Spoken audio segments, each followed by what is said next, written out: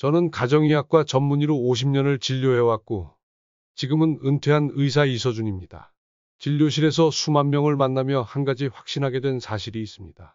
70세 이후의 건강검진 중 상당수가 오히려 여러분의 삶을 불안으로 건강을 해치고 있다는 겁니다. 대부분 1년이나 2년에 한 번씩 건강검진은 받고 계시죠?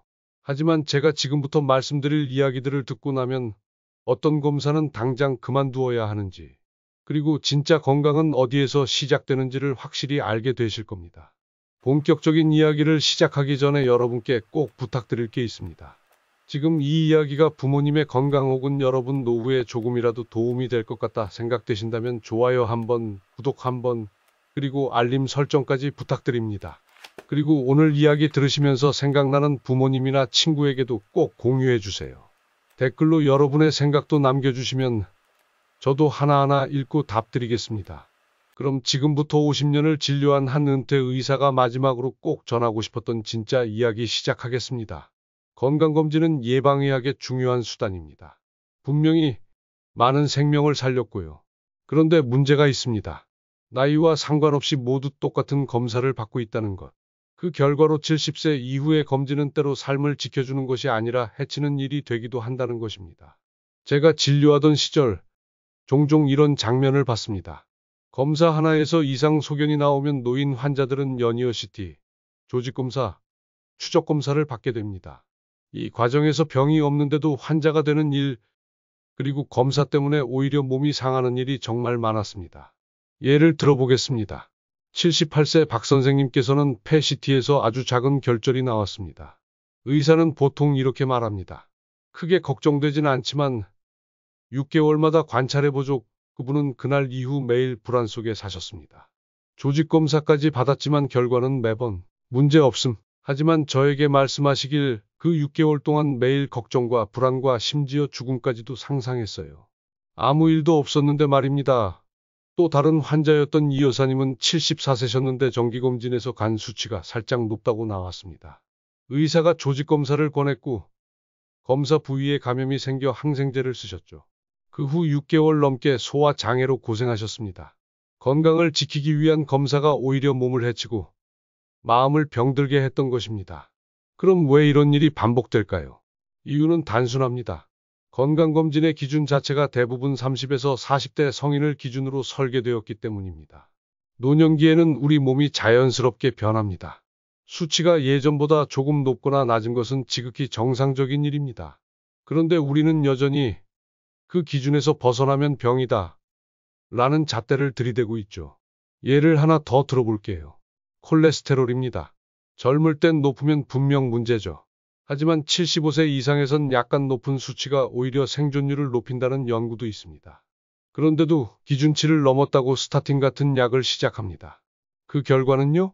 근육통, 피로, 간 기능 저하, 그리고 결국 삶의 질이 무너집니다. 그럼 어떤 검사는 꼭 받아야 할까요? 제가 은퇴하기 전까지 가장 신중하게 그리고 반드시 권해왔던 검사 5가지를 알려드리겠습니다. 첫 번째는 혈압 측정입니다. 고혈압은 소리 없이 찾아오고 한순간에 뇌졸중이나 심근경색으로 이어질 수 있습니다. 아침에 한번 정기적으로 측정하고 기록만 해도 충분합니다. 두 번째는 당뇨 검사입니다. 당뇨는 합병증의 뿌리입니다. 하지만 조기에 발견해서 생활 습관만 바꿔도 약 없이 조절되는 경우가 많습니다. 세 번째는 골밀도 검사입니다. 특히 여성분들은 폐경 이후 뼈가 빠르게 약해집니다. 골절은 단순 사고가 아니라 생명을 위협하는 상황이 될 수 있습니다. 네 번째는 청력 그리고 시력 검사입니다. 이건 단순히 잘 들리고 잘 보이는 문제가 아닙니다. 감각 저하는 사람과의 관계를 끊고 우울증과 인지 저하로 이어집니다. 마지막은 우울증 선별 검사입니다. 노년기의 우울은 감춰져 있기 쉽습니다. 하지만 조기 발견하고 상담만 받아도 삶이 다시 밝아질 수 있습니다. 중요한 포인트는 이것입니다. 모든 검사를 받을 필요는 없습니다. 하지만 이 5가지는 꼭 정기적으로 체크하시는 게 중요합니다. 그리고 무엇보다 건강은 병원보다 일상에서 지켜야 합니다. 제가 만난 92세 정 할아버지께서는 늘 말씀하시길 약도 좋지만 내 다리가 더 좋은 약이라고 하십니다. 그분은 매일 아침 공원 새 바퀴를 걷습니다. 비가 오든 눈이 오든 하루도 빠지는 법이 없습니다. 여러분께서 쉽게 실천할 수 있는 방법은 알려드리겠습니다. 아침마다 혈압 재기, 하루 30분 걷기, 맵기 단백질 챙기기, 하루 물 5잔 이상 마시기, 오후 늦게 카페인 줄이기, 저녁에 짧은 스트레칭, 그리고 일기 한 줄 쓰기. 이런 습관 하나하나가 그 어떤 병원 검사보다 훨씬 강력한 건강의 기초가 됩니다. 그리고 마지막으로 꼭 기억해 주세요. 병원에 가기 전인 4가지 질문을 스스로에게 던져보세요. 이 검사는 지금 나에게 정말 필요한가? 부작용이나 합병증의 위험은 없나? 결과가 치료 방향에 영향을 줄 만큼 중요한가? 내 나이에 이 검사를 안 받았을 때 생기는 위험은 뭔가?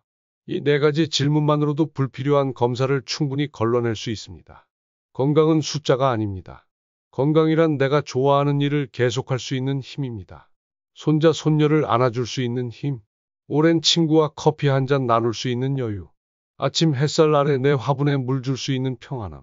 그게 바로 우리가 지켜야 할 진짜 건강입니다.